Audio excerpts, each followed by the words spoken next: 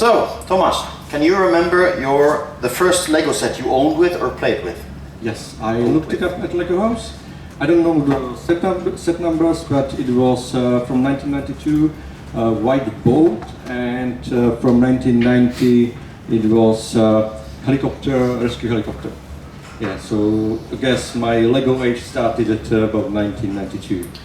With a helicopter, that's very fitting. There's been a lot of them. Yeah. Good memories. Yeah, nice memories. It started in an entire police and villains category that I played with, So. Brilliant. You grew up in Czechoslovakia. Yes. How was Lego availability in Czechoslovakia at the time? Availability was fine, just like anywhere else. Yeah. Just the price was much steeper because the wages are about 4 times lower, and the Lego price is about the same everywhere in Europe. So difficult to get. Yes. Yeah. Okay. Did you have a dark age? Yes, my dark age started with the Western set, which were the last one that I got, and then basically I got back to Lego in 2010. Okay, so 8 years ago. Yes. What was the reason for that? I don't know. Puberty, I guess. What was the reason that you got back? Oh, that I got back? Right. I don't know. I just pulled the box that I had in the closet that my mom saved me from selling, and I just felt like building something. Which the first thing was a small castle, but that didn't satisfy me enough. I wanted to build something bigger, something that no one's done before. Yeah. Okay, we'll get to that, because bigger is a thing with you. You posted your very first mock as an adult on Flickr in 2012, but you've been working on that for about 2.5 years before that. Yes. And that was a model of the higher levels of Minas Tirith from The Lord of the Rings. I'm wondering, how tall was that tower? Because it was taller than you. Yes, it was 2 meters, 5 centimeters. Yeah. And that was your first proper mock as an adult. Yeah, okay. That, yes. Yeah, that's good to start tall. And size is a keyword here, and we'll get back to that. But after the Minas Tirith, you started to explore something that you share with a certain Jamie Berard, who's been here, a fondness for fairground rides. In 2014, you finished a complete fairground with 9 moving rides, measuring 3 by 1.5 meters. Yes. Can you tell us a bit about that? Well, after the Minas Tirith, the first exhibition that I took it to, I sold it to. So, and from that, I was very lucky to get commissions. So the theme park and much of what I built after that were commissions that I didn't have to pay for. So that was a great thing because it was in tens of thousands of pieces. Yeah. Yes. But you must be very fond of fairgrounds. Oh yeah, yeah. This was my idea. The event that got me the commissions, they wanted something moving, and I thought, what is more moving and more entertaining for children than fairgrounds, right? Yeah. A lot of things to point at. Yes. And also, what you don't know yet, there were buttons that kids could push and start the rides themselves. So it was interactive. Yes. Yeah. Yes. Okay. Then from here on, it's going to be a bit of a numbers game, because this model had a Ferris wheel. Which is something that you quite like. Yeah, that was the first one, yeah. Tiny one. That one was only about 1 meter in diameter, so very tiny. But we can safely say that you went bigger from there. At that point, you already had one that was 240 centimeters in diameter. Yeah, that went along together with the theme park. Yeah. Basically, I liked the Ferris wheel in the theme park, and I thought, is there a technique that I can use? That I can use as few parts as possible to make it as light as possible, and to make it big. So I tried the technique. I tried basically 1 meter 50, 1 meter 60. That worked. So I got higher and higher and higher.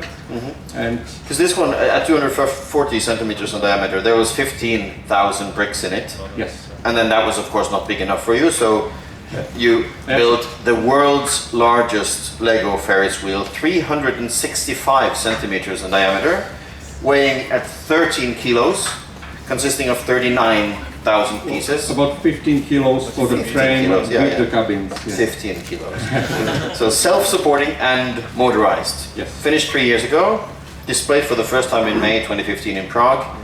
You had it here last year, of course. Where did the idea come from to build something like this? Is it just like, oh, I have to go bigger, bigger, bigger? expand on the idea to stretch the limits? Well, the Ferris wheel itself, the idea came from I want to build something big with as little pieces as possible, so it doesn't cost that much, but still make something, you know, very interesting. Yeah, impressive. So that was the result. And you look into real life, what is, there are a lot of buildings, a lot of bridges and stuff like that, what is on a similar size, you know, so Yeah. Ferris wheel. Cool. The only Lego piece in your Ferris wheel is the central axle, Yes. which is steel because it has to contain the weight, the 15 kilos of weight. Yeah. Yes. And everything else is Lego and it's unglued. Yes. Did you fear that you would have to bring out the glue, or did you just know what you were doing? No, from experience from the small one, you know, you already know that if it fits together this way, it's going to fit together even if it's bigger.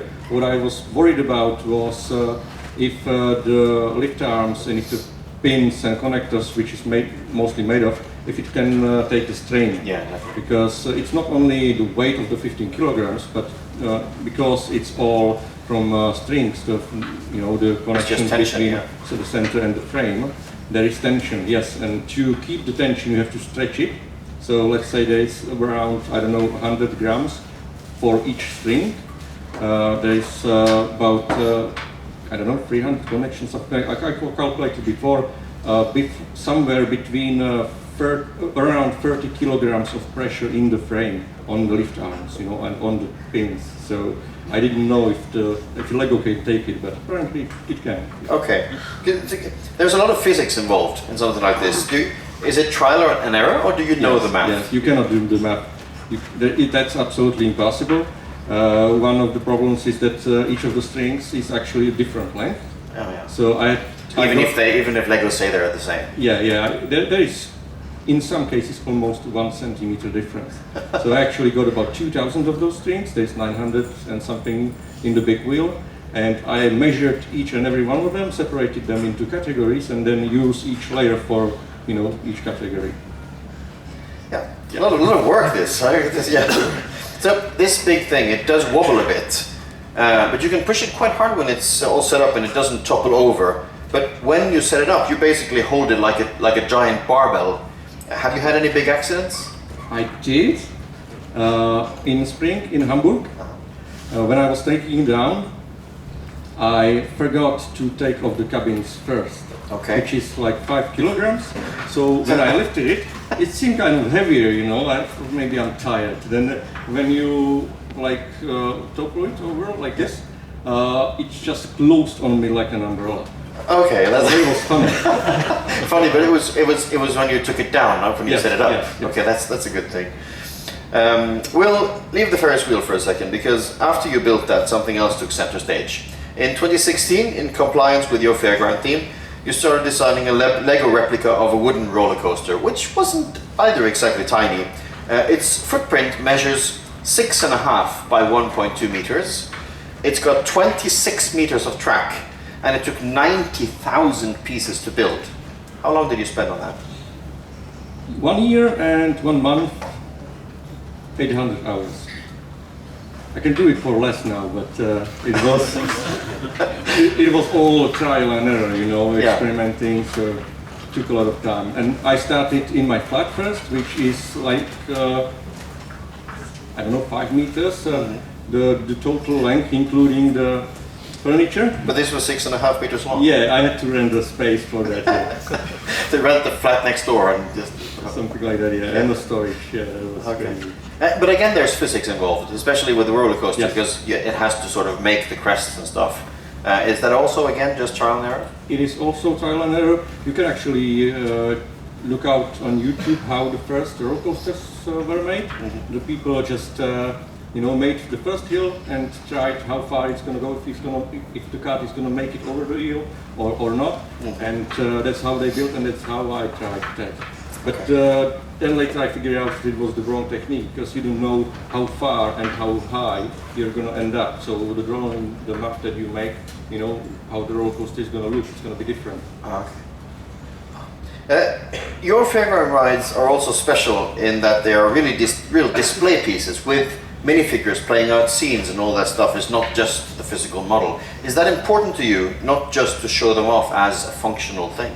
Yeah, it's supposed to be a real park with like real people, you know. So just the ride itself, that's not fun.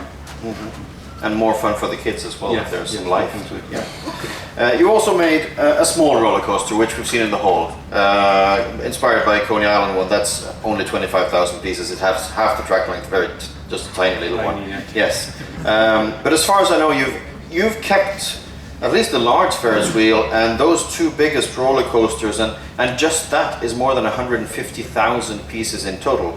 This must be getting expensive. It is.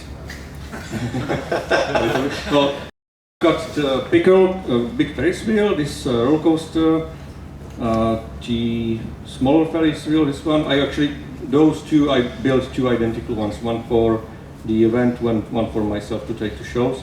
But yeah, it's not cheap. It's yeah. Okay. So is this why you decided to try to make a living from building Lego models? Yeah, that's the best thing for me. I like to build, you know, and I would love to just take stuff to shows and make a living from that. Yeah, that would be awesome. Yeah, I think a lot of people who are Lego fans have considered trying to do that at some point. How difficult is it to make it? It's you have to put a lot of effort into that because not everyone wants to does shows. There are just a few groups, and you know, communication with those groups. It's not easy. I've got some plans in mind. Just I didn't have much time because I was at 12 shows this year, including what I'm going to go to, and it took a lot of time. So I was focusing on finishing some smaller projects. So there's a lot of it. Yeah. Do you do smaller projects? Yeah. Okay. Well, that's interesting. Let's return to your tallest achievement for a moment, because 1 year ago you walked through the doors here. You set up the Ferris wheel while people's jaws hit the floor, and since then you've taken it to 6 different countries and at least now you said 12 different events. Did you see this coming? Did you sort of, when you were building this, did you think, oh, this is something that they're not going to be able to resist this? No, I was surprised, even with the smaller Ferris wheel, with this one. When I was in Copenhagen, people just, you know, jaw dropping and stuff like that, shaking their heads that it is not possible. So it was a very nice surprise. I did not see that coming, but apparently it is something big. but surely at some point when you sort of set it up, you finished it, and you step back a bit and you look at it, surely at some point you must go, wow. I'm impressed by this. Yeah. I was happy that I was able to do that. You know, but when you build it, it's not as impressive. But then, you know, when you see it together or in a show, people looking at it. Yeah. But I mean, from other people's perspective, you know, they usually see something on the table. Yeah. And then they come to something that they don't see because it's too high. Yeah. So that is what I don't get because I build it. Yeah, you know. You see it come to life for you. Yeah. Like J.R. Tolkien said that because he was filming Lord of the Rings, he cannot enjoy it as much as the regular viewer. Okay, yeah, I get that. Final question for you, Tomáš. Where do you go after this? What are you going to go even bigger? Do you have plans to build a bigger roller coaster? I'd love to. I do have some plans. I actually bought some pieces, and yeah, I've got several different types of roller coasters in mind, but right now I don't have the time. So I will see what happens next year, you know, where do I go? That's all a big question mark, so we'll see. Okay. Thank you so much for coming, Tomáš.